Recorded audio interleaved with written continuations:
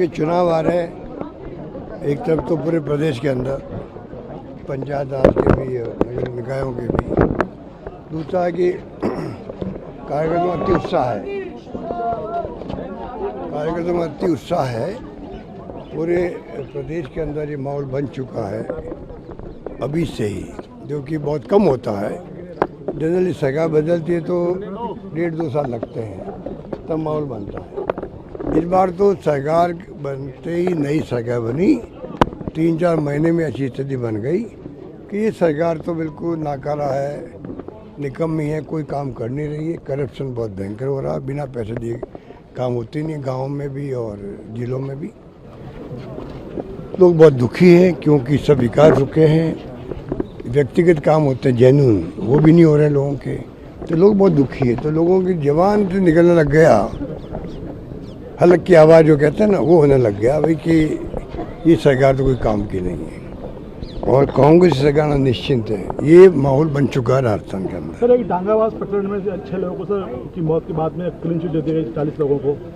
वो तो मैं कह चुका हूँ कि भाई कहीं न कहीं कोई कमी रही होगी, पैरवी ढंग से नहीं होगी, तो जो सरकार है वो देखने की बात है। पर उस वक्त जब केस हुआ था तो मुझे याद है कि बहुत संगीन केस था वो, और कुछ 6-7 लोगों की डेथ हो गई थी, 6 लोगों की डेथ हो गई थी। तो वो तो सब दलित वर्ग के थे। तो छत्तीसगढ़ को हमको चाहिए कि उनको न्याय दिलाने के आगे आना चाहिए। इसमें कोई जाति वाति की बात नहीं होती है। कई काम ऐसे होते हैं, कई घटनाएं ऐसी होती है, उसमें अगर जाति तक अपन सोचेंगे तो वो समाज के इंटरेस्ट में नहीं है, किसी के इंटरेस्ट में नहीं होता वो। इसलिए मैं उस रूप में देखता हूँ उसको। सर, ओबीसी आयोग की रिपोर्ट को लेकर भी चर्चा है, जातिगत जनगणना हुई नहीं, ओबीसी आयोग की रिपोर्ट जो सरकार अब रिपोर्ट प्रकाशित तो करे, छिपा के रखी है इन्होंने। ये केंद्र सरकार भी यही काम करती है और इनका भी यही काम है। ये कोई रिपोर्ट को बाहर आने देते नहीं है, ये इनका तरीका होता है काम करने का। सर, एक झारखंड में जो है पुलिस का बैठक चला, लाठीचार्ज हुआ छात्रों के ऊपर, लगातार बढ़ रहे हैं देश में। देखिए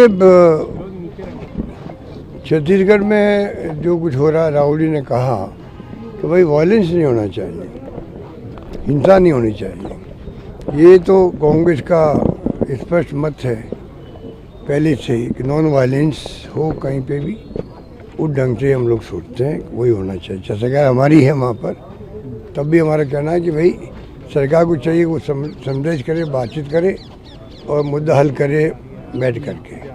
ये बात मेरा मानना है। और राहुल जी लगातार शिक्षा की नीतियाँ हैं जो राजीव गांधी जी ने बनाई थी, HRD मिनिस्ट्री, मानव संसाधन मंत्रालय, और वो मानव संसाधन मंत्रालय जो है वो इतना इम्पोर्टेंट था कि कोई सोच नहीं सकता। PV नरसिम्हा राव जी बाद में प्राइम मिनिस्टर बने, वो मंत्रालय के मंत्री थे जब मैं खुद मंत्री था केंद्र में तब। आप बताइए, उस मंत्रालय को सौंप दिया धर्मेंद्र प्रधान जी को, जो RSS कार्यकर्ता थे, तो वो कैसे इस मंत्रालय को संभालते? उनकी रुचि तो अन्य कामों में थी, तो वो संभाल नहीं पाए और ये घटना हुई। अब ये इश्यू बन गया बच्चों में भी। राहुल गांधी जी सबकी भावनाओं को, लाखों करोड़ों जो नौजवान है देश के, उन सबकी भावनाओं को वो रिप्रेजेंट कर रहे हैं। छात्रों की गूंज के प्रोग्राम चला रहे हैं और बच्चों में एक जागृति पैदा हो, ये अभियान के रूप में चल रहा है। तो ये स्थिति ये देश हित में है। सरकार को बड़ा दिल रखना चाहिए आगे आकर। आप पार्लियामेंट में, मैंने मेरे जीवन में नहीं देखा कि पार्लियामेंट में प्राइम मिनिस्टर भी नहीं आ रहे और गृह मंत्री भी नहीं आ रहे। कोई जमाना था पार्लियामेंट के अंदर कोई अगर मंत्री लेट हो जाता, क्वेश्चन का जवाब देना उनको आने में देरी हो जाती, मानो दौड़ के आते फिजिकली। इतनी सैंक्टिटी पार्लियामेंट की होती थी कि बाहर अगर मालूम पड़ गया कि आधा मिनट लेट हो गए, 1 मिनट लेट हो गए, तो दौड़ के आना पड़ता उसको। ऐसा माहौल हमने देखा है क्वेश्चन आवर के अलावा भी।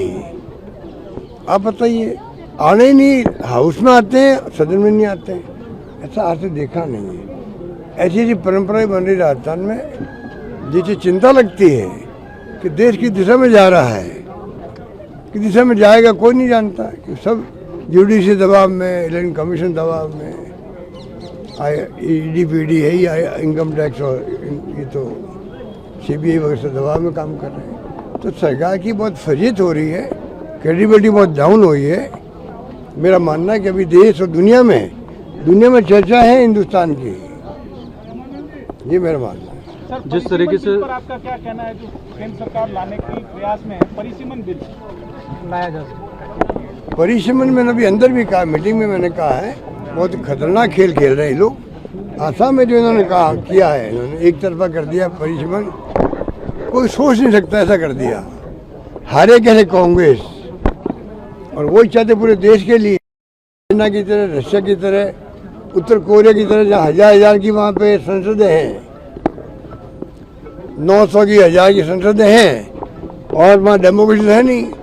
इलेक्शन कमीशन भी नाम का है वहाँ पर, चुनाव एक तरफा होते हैं, एक ही पार्टी के लोग जीतते हैं। तो वो स्थिति बनाना चाहते हैं इस देश को, वो खतरनाक है।